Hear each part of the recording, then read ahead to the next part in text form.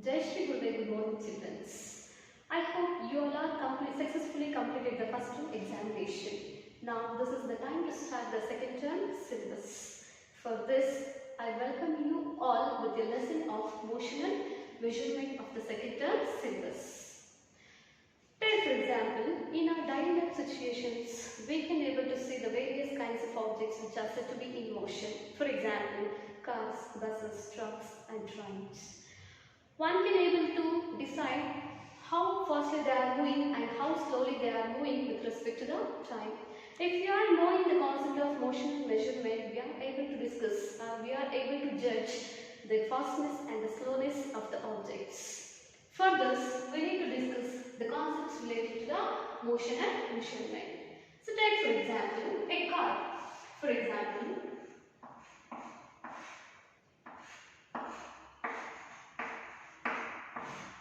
a car is said to be in motion.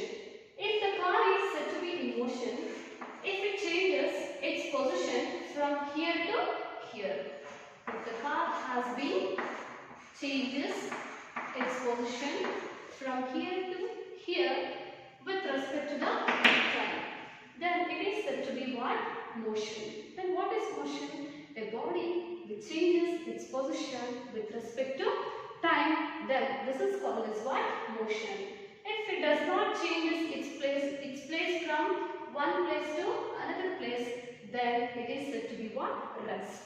Here the important thing here is, if a body does not changes its position from one place to another place with respect to time, it is called as rest. If it changes its position from one place to another place with respect to the time, it is called as motion. Then after knowing the motion, we need to discuss the types of motion. And the next one, types of motion. So we are having so many kinds of motion. For example, one is the rectilinear motion. Second one, circular motion.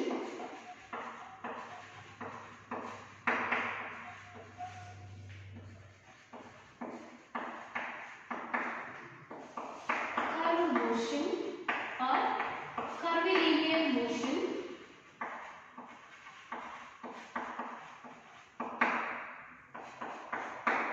Periodic motion.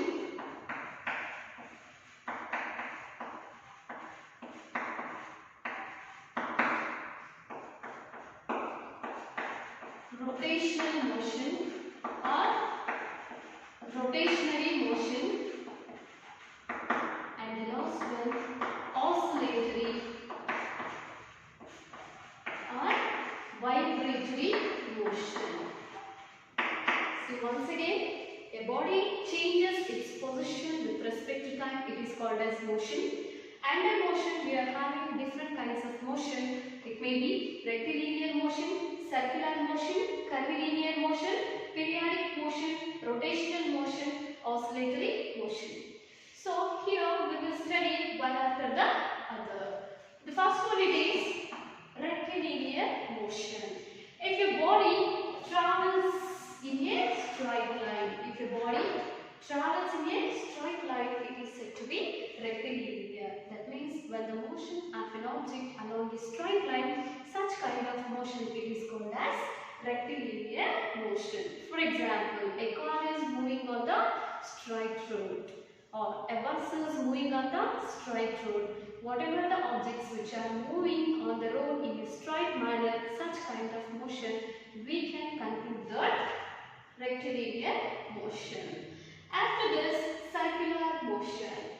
When an object is moving in a circular form, that means when the motion of an object along a circular path, it is called as circular motion. For example, a person is sitting in a giant wheel. It is one of the best examples for circular motion. After this, the next one it is the curvilinear motion. When the motion of an object along a curved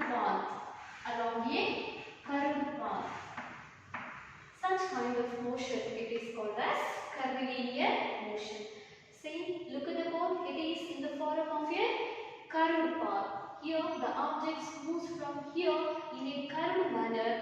This is called as curvilinear motion. For example, whenever a car is moving on a curved road, that is the best example. You may write bus, bicycle, or whatever the examples you can write along a curved path.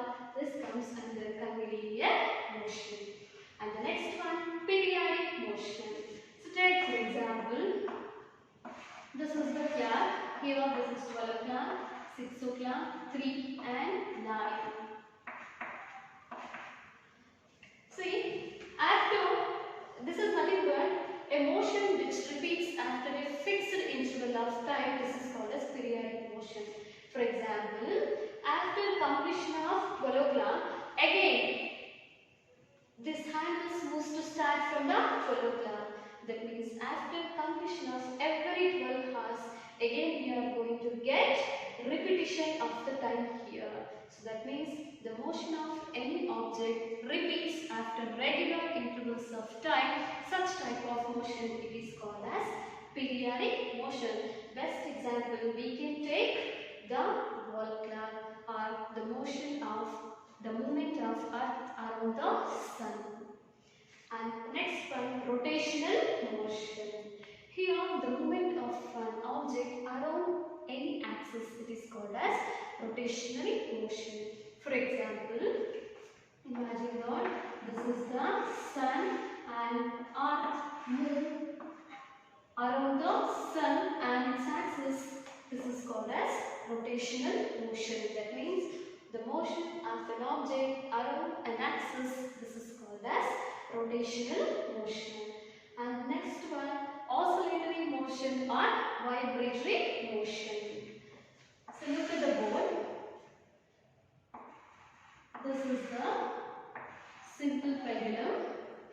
See, if the simple pendulum, if it is moving towards this side, right, from here to here.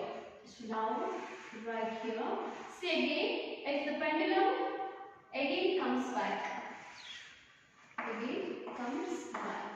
So that means whatever the distance it is moved forward, the same distance it is moving backward. This is nothing but to and fro motion. That means the to and fro motion of any object is said to be what? Oscillatory motion. So once again, the to and fro motion of any object from its mean position, this is called as oscillatory motion. Example, the motion of a simple pendulum. So once again, the motion, the change of position of an object with respect to time, this is called as motion. Different kinds of motion. Rectilinear motion, when the motion of an object moves along a straight line. Circular, when the object moves in a circular path. Curvilinear, when the motion of an object along a curved path. Periodic motion, while the motion of an object repeats after a fixed intervals of time. And rotational motion, when an object moves on its axis. And oscillatory motion, the to and fro motion of an object from its mean position. This is called as oscillatory motion. So, and the next concept, it is uniform and non-uniform motion.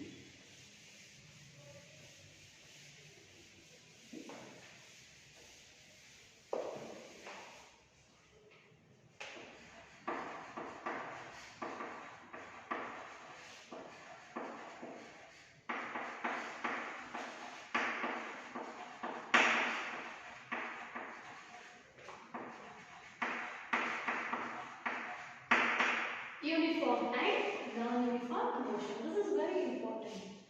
So what is uniform motion? Take for example, an object which is kept at a point A.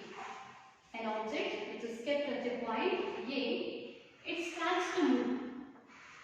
It starts to move in first interval of time. For example, the object A has covered 1 meter in 1 second, and in next 1 second the same object takes 1 minute, and in the next 1 second, if an object covers 1 meter distance and finally it has reached the point B. Look at the board. If an object starts at rest, it starts to cover 1 meter of a distance in 1 second, and next in 1 second it has covered the same distance of 1 meter. After in next 1 second, if it covers 1 meter, so here the time is same and the distance covered by an object is also same. Such type of motion it is called as uniform motion.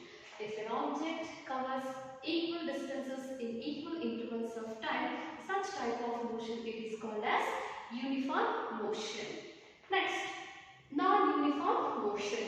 So take the same example. An object starts at 0, that means starts from its rest. In 1 second, if it covers 1 meter. In next 1 second, if it covers 2 meters. In next, for example, in next 2 seconds, if it covers 4 meters.